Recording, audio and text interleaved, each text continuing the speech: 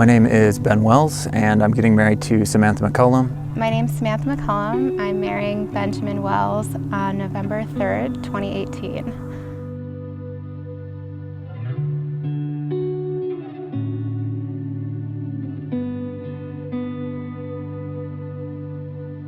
When I was 13 and Ben was 15, I was at a Reliant K concert, and he is quite tall, and he was standing in front of me. She asked if I would move, and I politely responded no. I had politely, I thought, tapped him on the shoulder and said, you know, would you mind if I stood in front of you because I really can't see anything? And he turned around and he goes, absolutely not.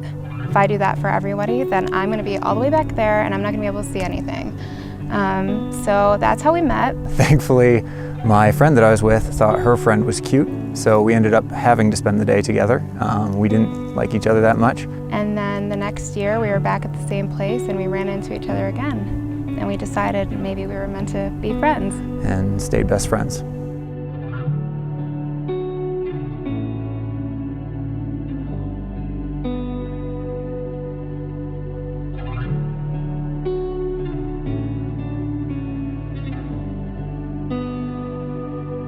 Samantha and I fell in love a long time ago. I think ultimately the 10 plus years of friendship we had, when he came back into my life, like he just knew me so well. We've always had a connection that's been undeniable, even though we denied it. It was something that's been there. I've always been in love with her, and I would tell her that forever ago. But being young at that time, 15 and 13, when we first got to know each other, it wasn't something we fully understood. He was able to just understand me like straight from the start, which is just amazing. And it was, as soon as I started talking to her again, I knew immediately I was in love with her.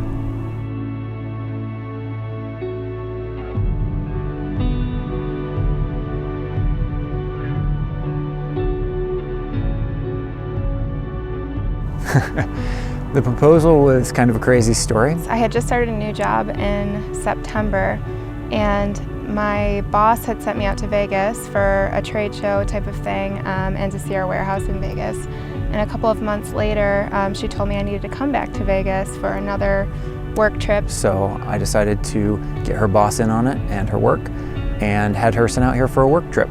I was kind of getting nervous because she didn't have a lot of detail for me, and she said, you know, you're going to be going out on Thursday. You've got to meet with this high-end client on Friday, Saturday. I don't know a lot about him or have a lot of information about him, so just go with it, and I know you do well. And so she came out here on a Thursday night. Things were a bit bumpy for her, to say the least. I had a terrible flight, and I don't like flying, which is really awful. And then I got to the rental car company, and they didn't have a car for me. And by the time I got to the hotel, which was like this $50 a night, like terrible hotel, I called Ben crying. I'm just like, it was a bad night. I have to be up in like 3 hours for work, but I'm here, I'm safe. I just wanted you to know. So I showed up at the airport that morning and surprised her. The next day I was supposed to pick up a client by the name of Ed Brown at the Las Vegas airport. And when I got there, I was just kind of searching around, and Ben approached me, and I started hysterically crying. She was quite surprised and started crying. We immediately took a photo of ourselves and sent it to my boss as like a "you got me good," because she set the whole thing up.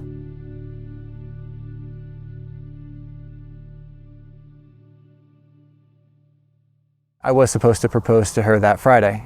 Due to weather, that got canceled. We kind of just were driving around, and then I realized like we were headed to Utah, not staying in Vegas, and he was like, you know, I have a plan, just know I have a plan, just plans might not be working out tonight. And then there wasn't a plan. We got to the house, it was so windy, the grill was blowing over, there was a hot tub outside that we couldn't even use. I mean, we attempted to. We went out there and we pulled back the cover and we got in and we sat under the water like up to here to try to keep ourselves warm and out of the wind. And then Saturday I told her, listen, I've got a plan for us, we've got to get going, so we took off. And the next day we got up and we went to Bryce Canyon and we walked around, and every place we went I was like, is he gonna propose? Is it happening? Like, what's going on?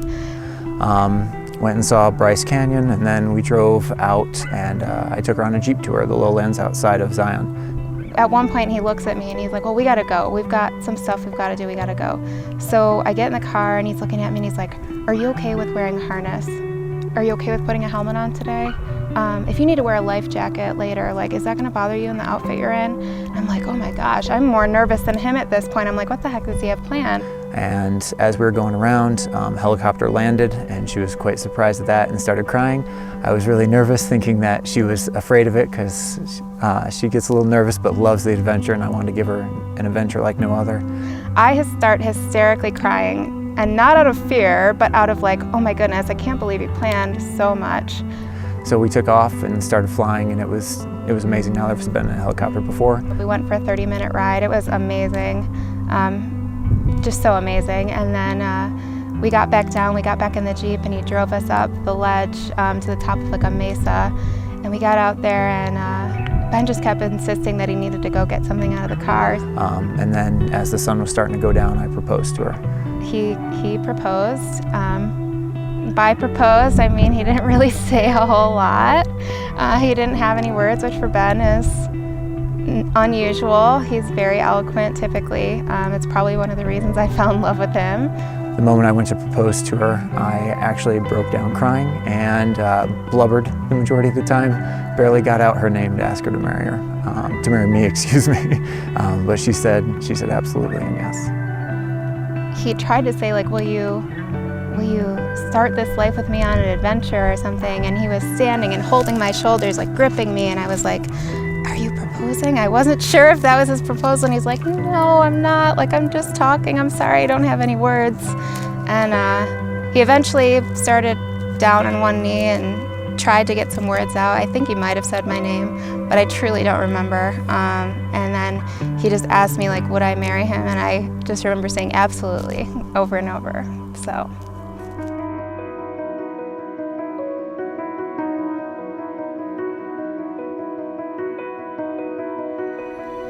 My favorite thing about our relationship is the adventure, truly. Everything about our life is an adventure together.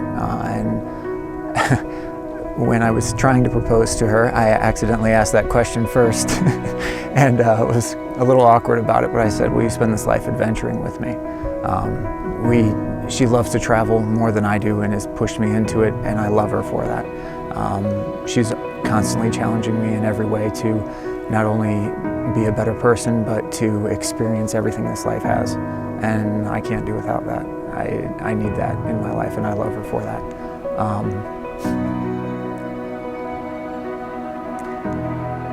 Yeah, it's the adventure, this whole thing.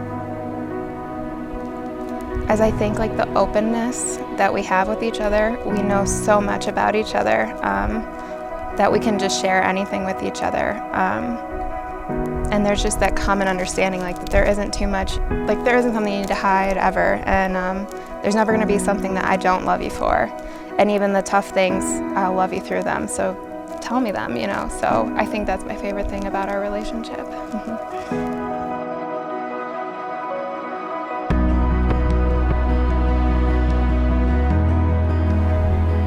Benjamin, I cannot believe where this life has brought us. I never thought the goofy 15-year-old standing in front of me at a concert would become my husband. It actually leaves me speechless where we are today. Your love for me just blows me away.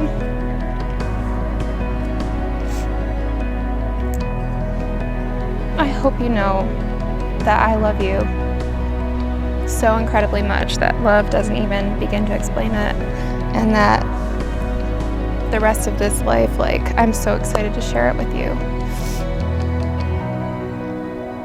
I'm so happy to have this adventure with you, and I'm so excited to start it on November 3rd. You are the love of my life. I may not have always known it, but I absolutely know it now.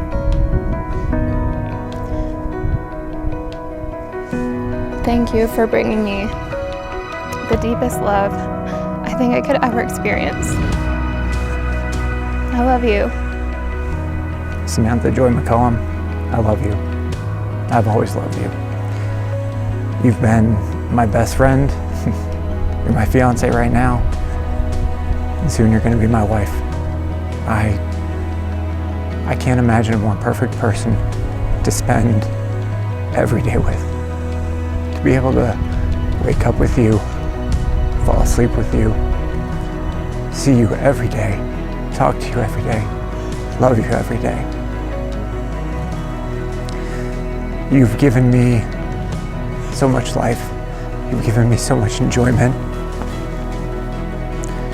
I've been lost for you for so long. And I don't want to spend the rest of my life being lost for you. You are truly the person for me. You are truly the woman for me. You are the best thing in my life. I love you more and more every day. And I do want to spend this life, this adventure with you, our adventure together. I love you, Samantha.